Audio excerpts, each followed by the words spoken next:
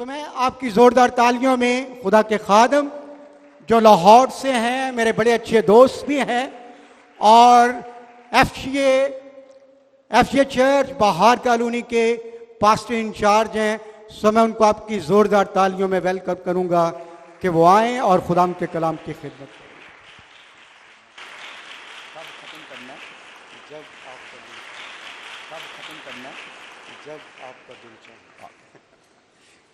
خداوند یسوع مسیح کے نام میں آپ سب کو بہت بہت سلام۔ ڈاکٹر لیاقت کیسر میرے بزرگ استاد، انہوں نے آنا تھا لیکن پچھلے چند روز سے ان کو فیور تھا، تو کل شام ہی انہوں نے مجھے کہا کہ میں نہیں جا سکتا، تو آپ میری جگہ جائیں۔ میں شکریہ ادا کرنا چاہتا ہوں پاسٹر سرور صاحب، انہوں نے کھلے دل سے مجھے قبول کیا، اور میں سمجھتا ہوں یہ ایک سیمینار صرف نہیں ہے، یہ ایک نرسنگا ہے جو پھونکا جا رہا ہے کہ خدا کا بیٹا یسوع مسیح بادلوں پر آنے والا ہے، اور یہ ایسا نرسنگا ہے جو مسیح کی آمد کی امید کی آگ سے چرچ کی کپیوں اور مشلوں کو بھر دے گا۔ آج مجھے جو انہوں نے کہا کہ پاسٹر لیاقت صاحب کو جو ٹاپک دیا تھا، مسیح کی آمد اور دعا، لیکن اس کے ساتھ دو تین چیزیں میں ایڈ کروں گا۔ جو مسیح کی آمد یا آمد ثانی کے حوالے سے بڑی عملی ہیں کہ مسیح آنے والا ہے، اور حالات جو ہیں انتہائی چیلنجز ہوں گے چرچ کے لیے، مشکل ترین صورتحال۔ اس صورتحال میں چرچ کیسے مضبوط ہو، قائم ہو، آگے بڑھے، چند ببلیکل باتیں ہیں جو شارٹ وقت میں شیئر کروں گا۔ یسوع مسیح کی آمد بائبل مقدس کا سب سے مرکزی مضمون ہے۔ یسوع مسیح کی آمد پوری بائبل مقدس، پرانا عہد نامہ، نیا عہد نامہ، پیدائش سے لے کر مکاشفہ کی کتاب تک، اس کا مرکزی لائن اور مرکزی مضمون یسوع مسیح کی آمد ہے۔ پیدائش 3 باب کی 15ویں آیت سے پہلی دفعہ یسوع مسیح کی آمد کا، پہلی آمد کا ذکر کیا گیا، جس کو عورت کی نسل کہا گیا، اور یہ اس کانٹیکسٹ میں کیا گیا جب آدم اور حوا گناہ میں گر گئے۔ ہم سب ان کے اندر تھے۔ انسان جو خدا کی حضوری میں اس کے ساتھ تھا، خدا سے الگ ہو گیا، گر گیا لعنت کے نیچے تاریکی میں۔ اس وقت، اس سے پہلے کہ خداوند آدم اور حوا پر سزا پرناؤنس کرتا، اس سے پہلے کہ زمین پر لعنت کا، عدالت کا ذکر ہوتا، خدا نے سب سے پہلے نجات دہندے کو انٹروڈیوس کروایا جو عورت کی نسل سے ہوگا۔ پہلی انجیل اور خوشخبری وہاں سے یسوع مسیح کی کمواری سے پیدائش، اس کی آمد کی بنیاد پڑ گئی کہ وہ آئے گا، اور پورا پرانا عہد نامہ نبی یسوع مسیح کے مکاشفے سے بھر کر نبوتیں کرتے رہے، اس کی آمد کے مکاشفات، علامات، ٹائپولوجی، تشبیہات میں اس کو بیان کرتے رہے۔ مکاشفہ درجہ بدرجہ، حصہ و حصہ کھلتا رہا یسوع مسیح کی آمد کے حوالے سے۔ اور اس طرح سے یسوع مسیح کی آمد نبیوں کے پیغام میں آگے بڑھتی رہی، یہاں تک ابراہیم یسوع مسیح کا دن دیکھنے کا مشتاق تھا۔ نبی اس پیشنگوئیوں کے مطابق یسوع مسیح کی آمد کے منتظر تھے، اور ملاکی کی کتاب جب اینڈ ہوتی ہے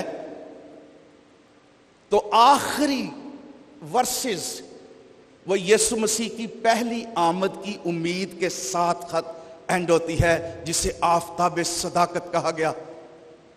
پہلی آمد کے ساتھ کہ وہ آئے گا، وہ آ رہا ہے، دنیا کا نجات دہندہ، خدا کا برہ، فسح کا برہ، وہ آئے گا، اور ساری دنیا ایون زمین کے نیچے ایماندار ساری دنیا اس کی امید کر رہے تھے، اس کا دن دیکھنے کے مشتاق تھے جب وہ زمین پر آئے گا دنیا کو نجات دینے کے لیے۔ اور متی کی انجیل ملاکی میں 400 سال کا وقفہ ہے، ایک اس کو سائلنٹ پیریڈ کہا جاتا ہے۔ نبوتی آواز 400 سال تک خاموش ہو گئی، نبی نہیں آ رہے تھے۔ اس خاموشی کو توڑا یوحنا اصطباغی نے یہ کہہ کر، دیکھو یہ خدا کا برہ ہے جو جہان کا گناہ اٹھا لے جاتا ہے، اور اس نے یسوع مسیح کو انٹروڈیوس کروایا، اور نئے عہد نامے کا آغاز اس بات کے ساتھ ہوتا ہے کہ جس کا انتظار تم کر رہے تھے وہ آ گیا ہے۔ فرشتے نے پیغام دیا، گٹھریوں نے، روح القدس کی ہدایت سے اسی لمحے شمعون ہیکل میں آیا، ہنا روح سے بھر کر نبوت کرنے لگی، اور وہ اس بچے کو دیکھ کر خوش ہوئے۔ اور جب اس نے خدا کے اس انتظام کو، نجات کے عالمگیر منصوبے کو صلیب پر پورا کیا، اعمال کی کتاب میں پہلے باب کی 9ویں آیت میں اس کو ہم آسمان پر جاتے ہوئے دیکھتے ہیں۔ وہ آ رہا تھا، وہ آ گیا، اور وہ آسمان پر چلا گیا۔ اور پھر خطوط اور بالخصوص مکاشفہ کی کتاب وہ کہہ رہی ہے کہ وہ پھر آنے والا ہے۔ مکاشفہ کی کتاب کا آخری صفحہ یسوع مسیح کی آمد کی امید کے ساتھ کہ وہ پھر آنے والا ہے کلوز ہوتا ہے، اور 5 دفعہ آخری آیات میں ہے، دیکھ میں جلد آنے والا ہوں۔ روح اور کلیسیا کہتی ہے یسوع آنے والا ہے، یسوع جلد آنے والا ہے۔ تو 5 دفعہ آخری صفحے پر ملاکی کی کتاب پرانا عہد نامہ اس کی پہلی آمد کے ساتھ کلوز ہوتا ہے، لیکن مکاشفہ کی کتاب اس کی آمد فائنل جب ریویلیشن کلوز ہو رہا تھا، خداوند اپنے الہام اور کلام اور کتاب مقدس کو کلوز کر رہا تھا 5 ٹائم آخری آیات میں دی موسٹ امپورٹنٹ میسج قلم بند کروایا گیا کہ دیکھ میں جلد آنے والا۔ تو بائبل مقدس کا مضمون، تھینک یو، یسوع مسیح کی آمد ہے، اور وہ جلد آنے والا ہے۔ 2 کام کرنے کے لیے یسوع آیا زمین پر۔ جب وہ آیا، پہلا کام یہ تھا کہ وہ کھوئے ہوئے کو ڈھونڈنے اور ان کو نجات دینے کے لیے آیا۔ دوسرا امپورٹنٹ کام کرنے کے لیے آیا، میں اپنی کلیسیا بناؤں گا۔ اپنا چرچ بنانے کے لیے آیا، جو پینتیکوست سے شروع ہوا اور آج تک وہ چرچ بن رہا ہے، لیکن اب وہ چرچ کو لینے کے لیے آ رہا ہے۔ لیکن چیلنج کیا ہے؟ آج کا میسج خداوند یسوع مسیح کی آمد، یہ ایک کلیسیا کی زندہ امید ہے۔ یسوع مسیح کی آمد کلیسیا کی وہ امید ہے جو پہلی صدی سے جس پر چرچ آنکھیں اٹھا کر دیکھ رہا ہے۔ لیکن مسیح نے جب اپنی آمد کے بارے میں بتایا، بہت سے چیلنجز، متی کی انجیل 24واں باب، لوکا کی انجیل 21واں باب، اس میں نشانات ہیں۔ میں ان کی ڈیٹیل میں تو نہیں جانا چاہتا، لیکن ان نشانات کو جب ہم دیکھتے ہیں، بے دینی کے بڑھ جانے سے یہ گمراہی کا دور ہوگا، بغاوت، بت پرستی، جنگیں، بھونچال، دہشت ناک نشانیاں، اینٹی کرائسٹ کا سسٹم جو ڈیولپ ہوگا مسیح کے خلاف، اظہار ثانی، گمراہی، جھوٹے نبی، لوط اور نوح کے دنوں میں جیسا ہوا اس طرح کا دور ہوگا، انتہائی ٹیریبل صورتحال۔ یہاں تک لکھا ہوا ہے کہ جیسے نوح کے دنوں میں ہوا، لوگوں کو خبر تک نہ ہوئی۔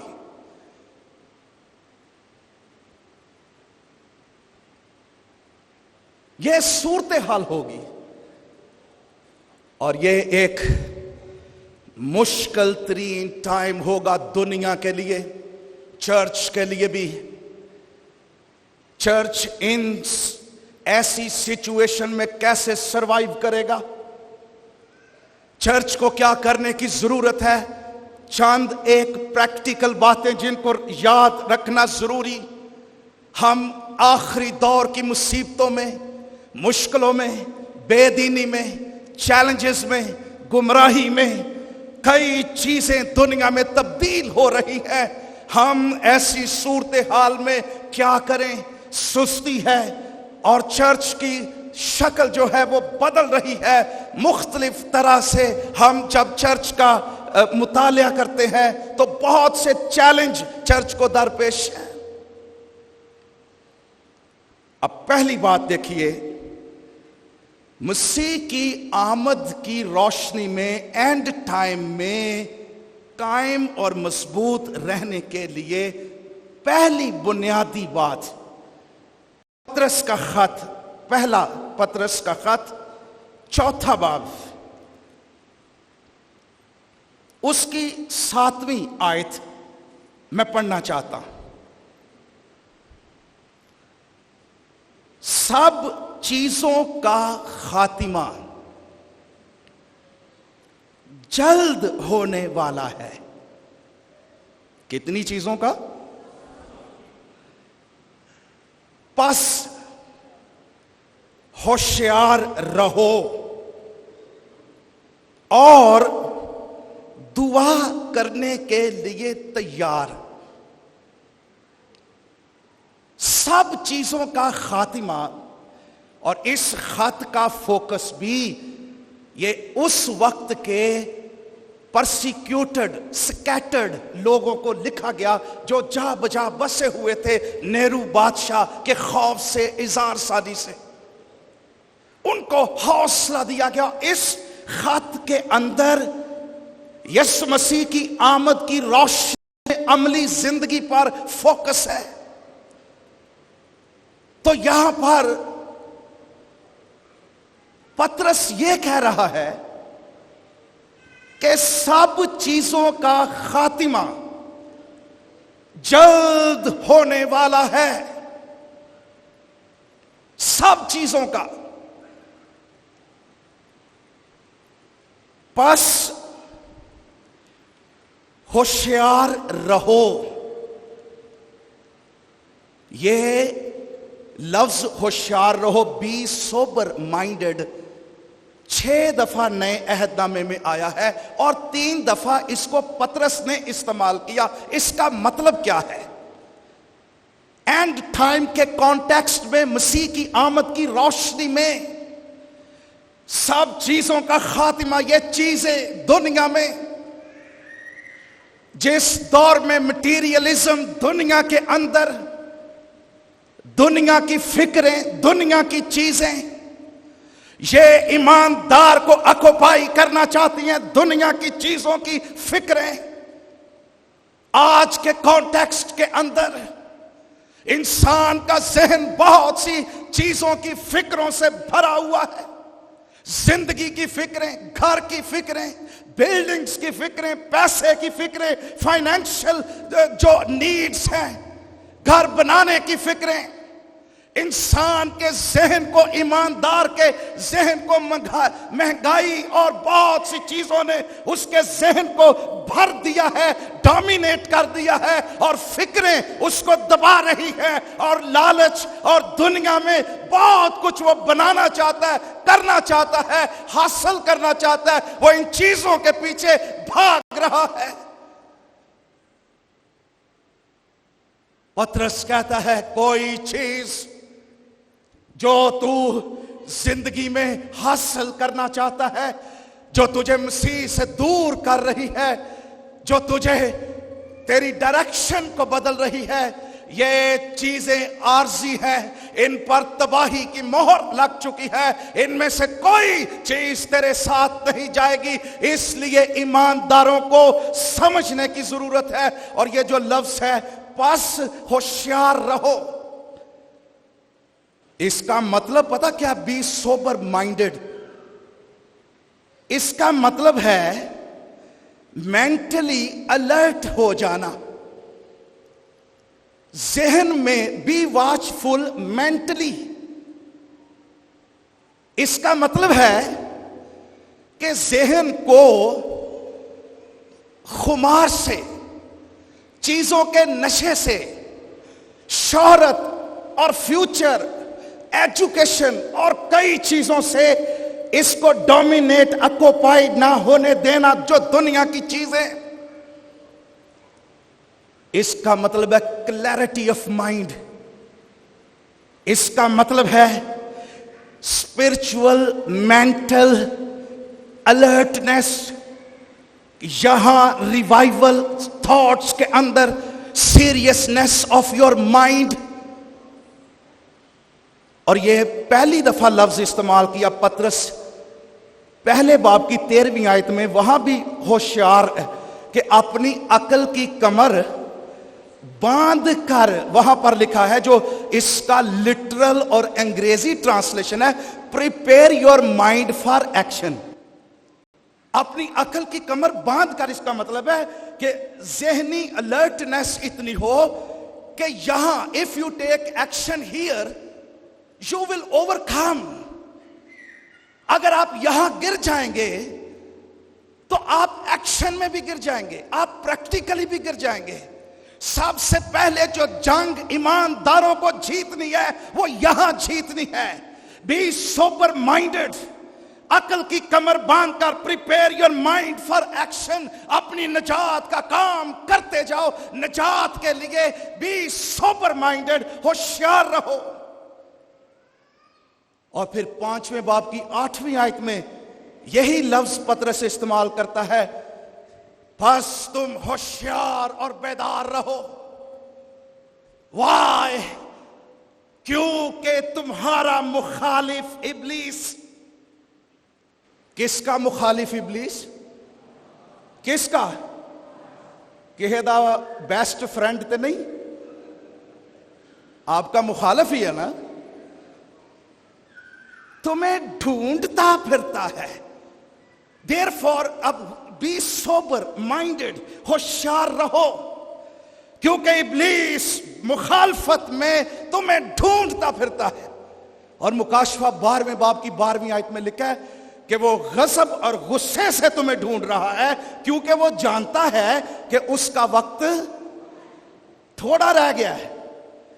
یعنی اس کا ٹارگٹ بڑا ہے کہ میں نے ان کو آسمان پر نہیں جانے دینا، میں نے خادموں کو گرانا ہے، میں نے ان کو سست کرنا ہے, میں نے ان کی ڈائریکشن تبدیل کرنی ہے, میں نے ان کے چرچ میں جھگڑے ڈالنے ہیں, ریوائیول ختم کرنا ہے, میں فتنہ لاؤں گا, میں جدائیاں لاؤں گا, میں چرچ کو ٹکڑوں میں تبدیل کروں گا, میں ان کو مسیح سے دور کروں گا. یہ کام بھی کرے لیکن یہ وہ چرچ نہ بنے جس کو لینے کے لیے میں ان کو دھوکہ دوں گا, میں ڈسیو کروں گا, میں ان کی ڈائریکشن کو بدلوں گا. لیکن یاد رکھیے, He is seeking the saint. Christ is seeking the sinners. Satan is seeking the saints. Satan is seeking the saints. Remember it. اور وہ اینا الرٹ ہو کے غصے کے ساتھ کام کر رہا ہے کیونکہ وہ جانتا ہے کہ اس کا وقت تے ایماندار اینج لیٹے نے جی میں ساری عمر ایتھے ہی رہنا ہے. ارے ہم ایسے کام کر رہے ہیں جی میں ساری عمر پئی ہے, 100 سال ابھی پڑے ہوئے ہیں, ٹھیک ہے کر لیں گے, سستی ہے, ٹی وی ہے, اور کئی کام ہے, گھر ہے, آرام ہے, لگژری لائف ہے. We are doing nothing, just enjoying Christianity, enjoying ministry. No, یہ صلیب اٹھانے کا نام ہے. چرچ کا کام دنیا میں آگے بڑھنا ہے, چرچ کا کام دوسروں تک پہنچنا ہے, چرچ کا کام ابلیس کے کاموں کو مٹانا ہے. اپنے دیہاتوں سے, اپنی گلیوں سے, اپنے محلوں سے, اپنے گاؤں سے, اپنے شہر سے. اپنے چرچ خداوند کا یونٹ ہے, اس کا لشکر ہے, اس کی آرمی ہے جس کو آگے بڑھ کر ریوائیول لانا ہے. اس لیے یہ کیسے ہوگا؟ Be alert spiritually, mentally. اور یہ جو یہ آیت ہے اس کو ذرا سمجھیے, یہاں ہوشیار بھی آیا لفظ, پس ہوشیار رہو. اس کا مطلب بی سوبر مائنڈڈ. اور لفظ یہاں نہیں ہے. گریک زبان میں ایز پریپوزیشن ہے, اس کا مطلب ہے so that you can be sober minded for the purpose of prayer. اس آیت کو ذرا سمجھیے. پس ہوشیار رہو یعنی مینٹلی پریپیئر رہو, الرٹ رہو تاکہ تم دعا کر سکو. اس کا یہ مطلب ہے. So you can pray.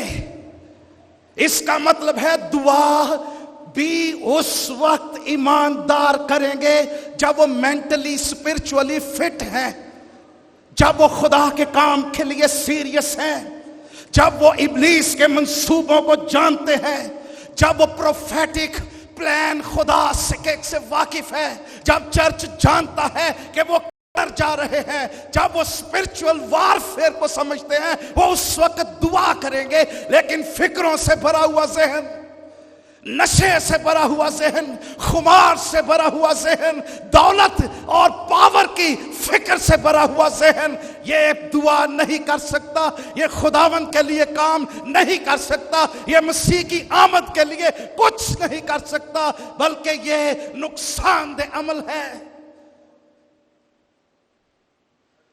یہی بات یسوع مسیح نے کہی. لوکا کی انجیل میں دیکھیے 21واں باب, اس کی 34ویں آیت دیکھیے. پس خبردار رہو, اس کا مطلب ہے بی واچفل, ویک اپ. یہ اس کا مطلب ہے be sleepless. Literally Greek میں یہی مطلب ہے, جاگتے رہو. مینٹل ریوائیول, ذہنی طور پر ایماندار جاگتا ہو, الرٹنس.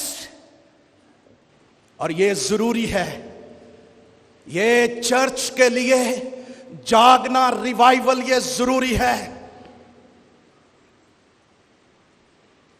ورنہ ایک روحانی نیند ہے.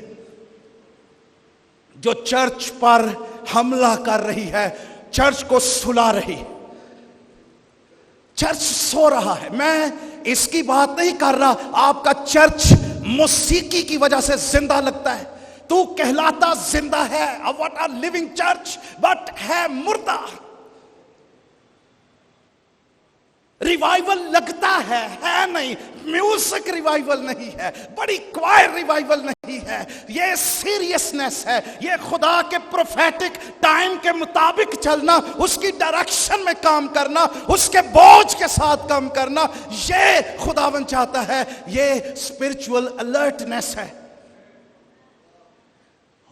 और चर्च में पहली सदी में ये आग चर्च के अंदर बहुत भड़क रही थी। पहली सदी में यरूशलेम के चर्च में लोग मारा ना था, ऐ खुदावंद यीशु जल्द आ, वो अपने घर नहीं बनाते थे, वो अपनी जायदादें बेचकर बांट देते थे। यरूशलेम का चर्च, उनके जहन में यह था कि खुदावंद मसीह बहुत जल्द आने वाला है, और यह एक अच्छी प्रेपरेशन थी। क्राइस्ट इज कमिंग, और इस बात ने चर्च को अलाइव रखा। यीशु मसीह की आमद की उम्मीद एक जलती हुई मशाल की तरह आग बनकर चर्च की सांसों में, जिंदगी में यह जलती और भड़कती रही थी। इस बात ने चर्च को कायम रखा। चर्च, वो शहीद भी होते थे, वो पत्थरों के ढेर के नीचे भी यीशु को बाप की दाहिनी तरफ खड़ा हुआ देखते थे।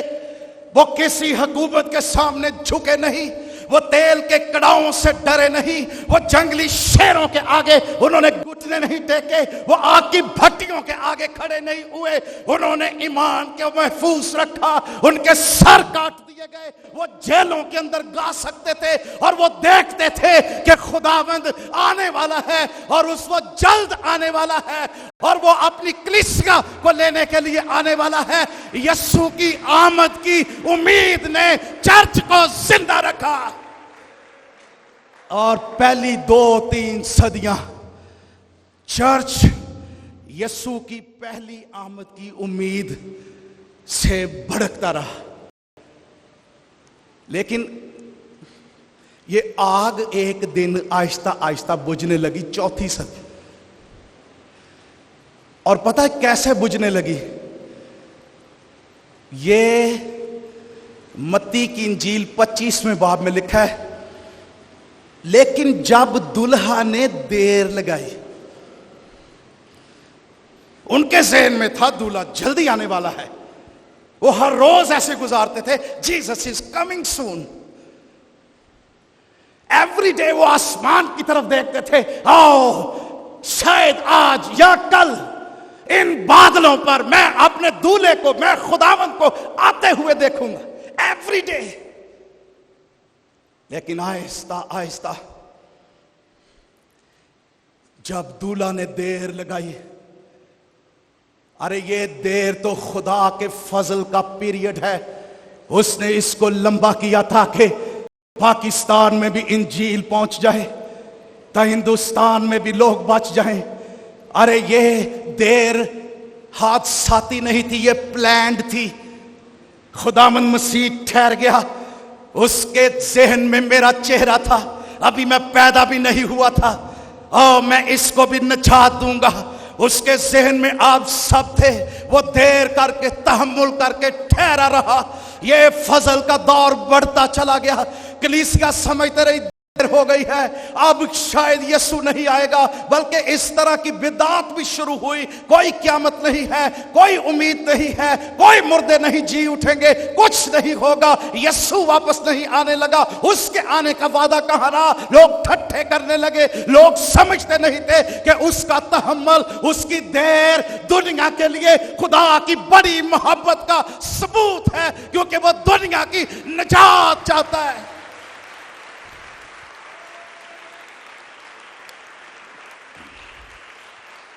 लेकिन इस देर का چرچ اس سے بے حد متاثر ہوا اور لکھا جب دولہا نے دیر لگائی تو وہ 10 کواریاں تھی آہستہ آہستہ رات کے ایسے پہر میں داخل ہو گئی. وہ سمجھ رہی تھی میری توقع کے مطابق یسوع نہیں آیا.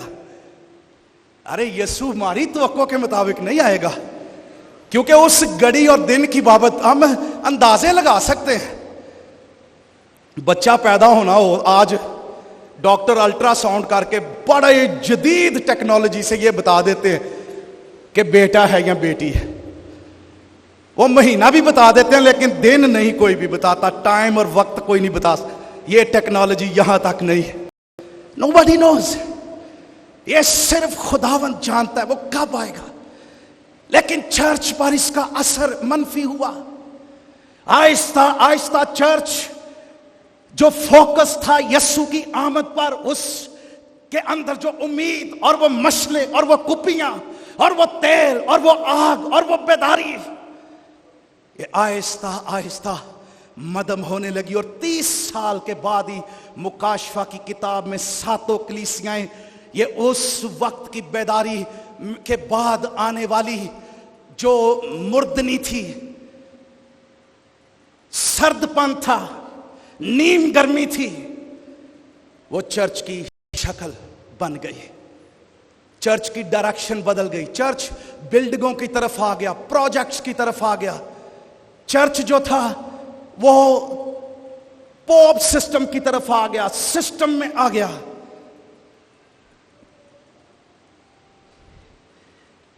اس طرح سے چرچ کا ریوائول جو تھا یہ آہستہ آہستہ ختم ہونے لگا. لیکن سیکرٹ کیا تھا؟ یسوع مسیح کی آمد کی امید ہے.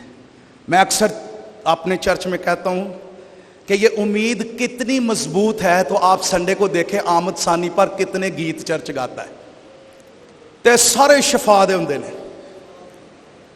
آمد کوئی نہیں, لیکن کلام کیا کہتا ہے؟ بڑا خطرناک رکا آ گیا ہے. پس خبردار رہو اور 36ویں آیت, پس ہر وقت جاگتے. اب مسیح کیا کہہ رہا ہے؟ مسیح کہہ رہا ہے ہوشیار رہو, دعا کرنے کے لیے تیار. مسیح کہہ رہا ہے ہر وقت جاگتے اور دعا کرتے رہو. یہ مطلب نہیں 24 گھنٹے دعا ہی کرنی ہے. نو, اس کا مطلب یہ ہے, یہ ہیبیچول کنٹینیول ایکسپریشن ہے خداوند کے ساتھ فیلوشپ کو قائم رکھو. لفظاں والی دعا جڑی نا یہ پھرکی ہی کماؤنے ہاں چرچ دے اندر ہے, وہ لفظ ختم ہوندے نے دعا ختم ہو جاتی. دعا is not just talking with God, it's a walk with God. ایک خدا کے ساتھ فیلوشپ, جاگنے کا نام, الرٹنس, اس کو سمجھنا. جاگتے اور دعا کرتے رہو. کیوں؟ تاکہ تم کو ان سب ہونے والی باتوں سے بچنے اور ابن آدم کے حضور کھڑے ہونے کا مقدور ہو. تو چرچ کے لیے پہلا چیلنج یہ ہے کہ چرچ اینڈ ٹائم میں وہ جاگے اور وہ دعا کرنے والا چرچ ہو. اور یہ دعا کب ہوگی؟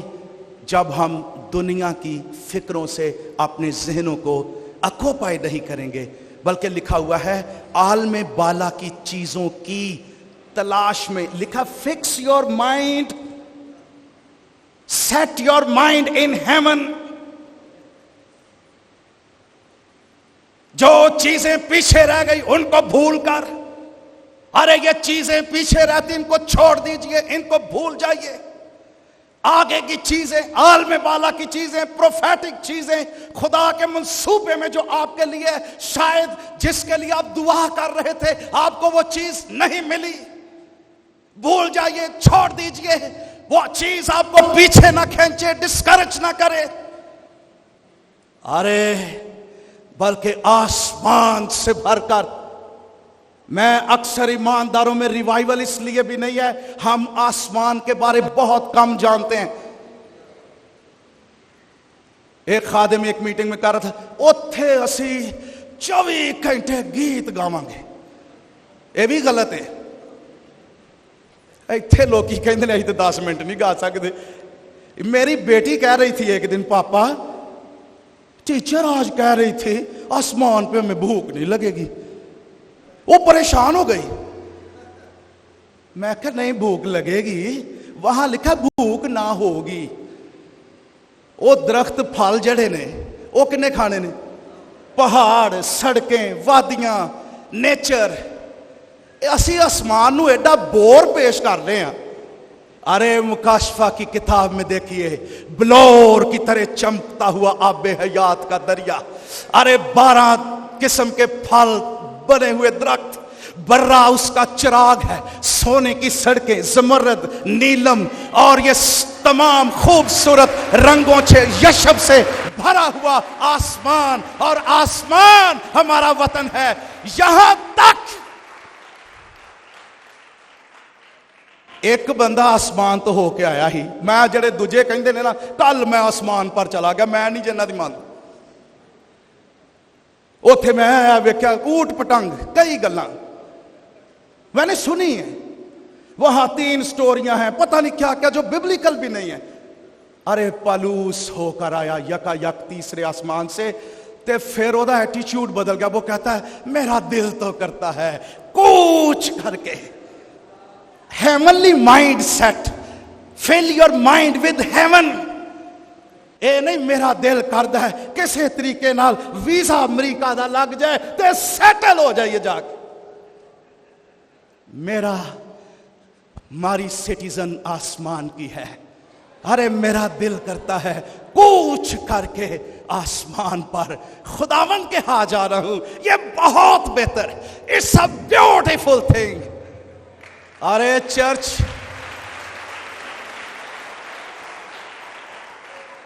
میں شروع چ جتھے چرچ پلانٹ کرنا ہے نا, چرچ چھوٹا پی گیا. تو گھر والے ایڈے کنجوس سی, انہوں نے میں کہا پچھلا بھی دے دیو سارا. اچھا پھر میں کہا اچھا میری دعا ہے 3 مرلے دا نا, تانوں آسمان تے ایڈا بنگلہ ملے تو اج ہی آسمان تے چلے جاؤ. کہندے لو لو لو یہ کہو جیاں گلاں کردے ہو. یعنی لوگ آسمان پر نہیں جانا چاہتے, ڈرتے. ہم نے آسمان کو اس طرح سے اس کی اٹریکشن, اس کی بیوٹی, اس کا جلال, اس کا نقشہ ہی نہیں کھینچا کہ ہمارے ذہن میں بچے جو ہیں وہ چھوٹی جی گل تے مسیح دا انکار کر دیں. میرے پاس بہت کچھ ہے لیکن ایک اور رک آن لگا, سوری فار دیٹ. آئیے ہم دعا کریں, آئیے دعا کریں.